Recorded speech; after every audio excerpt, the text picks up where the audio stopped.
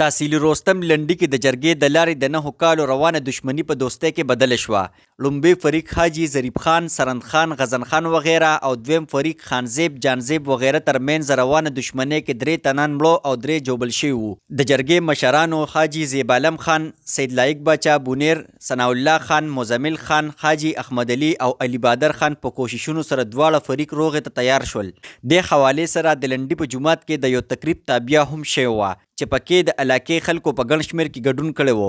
د جرګې مشرانو دواړه فریق یو بل ته غیږ په غیږ کړل او په قرآن کریم یې تر سوګند هم پورته کړو چې نن نه پس نه به درونو په شان ژوند کوو. تقریب ته د بونیر لوی جرګې صدر سید لایق باچا، د سودم لوی جرګې صدر همت علي خان،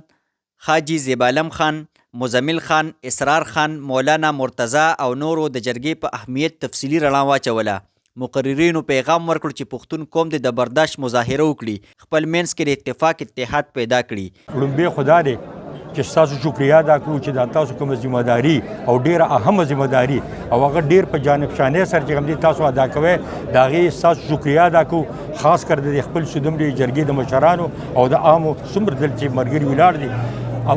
اول خبره چې کوم دی هغه دا ده چې څنګه موږ د مخکې ملګرو ته عرض وکړو پښتون قوم چې دی ته ډېر وروستو عقل راځي، ډېر وروستو شعور راځي. دی چې کله قدم اوچت کړي او کله هغه کار چې کوم دی هغه په یو روانو یا په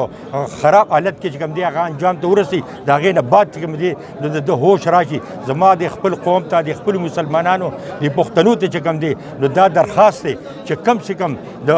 حسین او د نور مطلب دا چې دا کوم مونږ ته فطرتن په موږ سره چې کوم دی کومه باندې زموږ یو ماحول جوړي د دین روزي او د خپل قوم او د خپل عوامو ته چې کوم دی نو شعور ورکي. د تعلیم چې کوم دی موږ له پکار دار چې موږ د تعلیم په لار باندې لړ شو. موږ چې کوم دی نو د اسلام چې موږ ته کوم هدایات دي په هغې باندې چې کوم دی موږ لړ شو، خو په موږ باندې چې کوم دی نو نفس او شیطان چې کوم دی هغه غلبه موندې ده او د هغه غلبې د وجې چې کوم دی نو موږ دا دنیا چې کوم دی دا د خپل لاس چې کوم دی نو ځان دپاره دوزخ کړې ده او په دغې وجه باندې چې کوم دی نو زموږ مستقبل چې کوم دی هغه هم تباه او برباد دی. د پښتون قوم په نوم باندې یو پیغام ورکول غواړم او انتهایی اختصار سره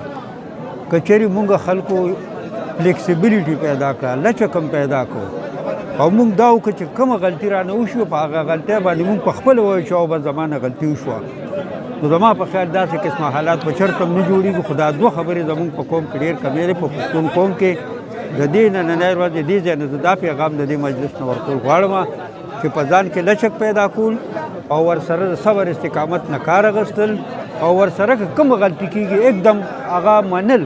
چې بس دا زما نه غلطي وشوه، نو زما په خیال هېڅ قسمه دا خبرې به دونه 40 کالو 50 کالو ته نه رسي. د تقریب په اخر کې د علاقې خلکو، فریقینو او د جرګې مشرانو ته مبارکي ورکړه او د پښتون قوم د اتفاق، اتحاد او د یووالي لپاره یې خصوصي دعا وکړه. د کیمرا ټیم سره عمیر، خاکسار، رستم نیوز، مردان.